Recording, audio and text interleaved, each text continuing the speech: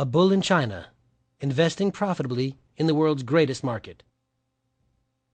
Narrated by Johnny Heller. Copyright 2007 by Beeland Interests, Incorporated.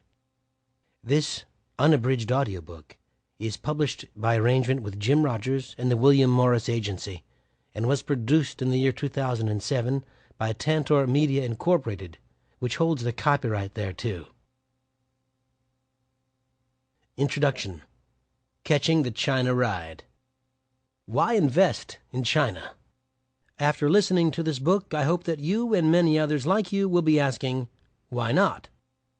That's just what I said to myself way back in 1984 when I sought to become the first Westerner, maybe the first person ever, to ride a motorcycle across China.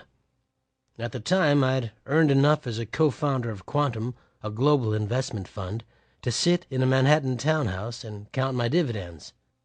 But I've always been one of those adventuresome capitalists who would rather see, smell, and taste the real action than sit in a boardroom scanning graphs and charts.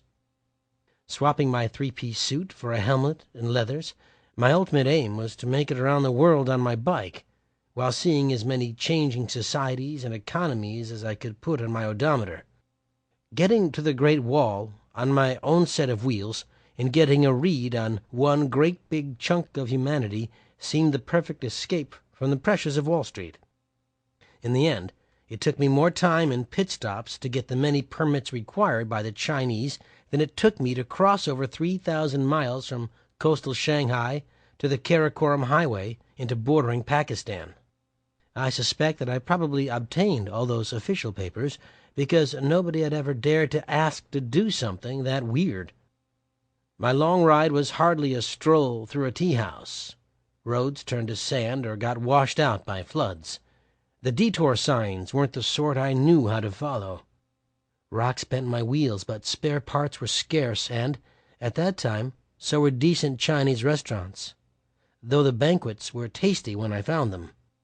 After too much riding gave me a stiff neck, a small-town doctor made me one of the first Western guinea pigs in China to get stuck with acupuncture needles.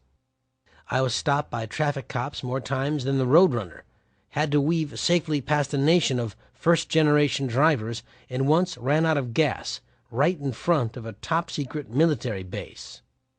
Asking for a spare leader from the People's Liberation Army was tough, but they eventually did their bit to help me get down the road. However, I turned speechless at a fledgling disco in a small-town park when a polite young Chinese man asked me to be his partner for a foxtrot. Sample complete. Ready to continue?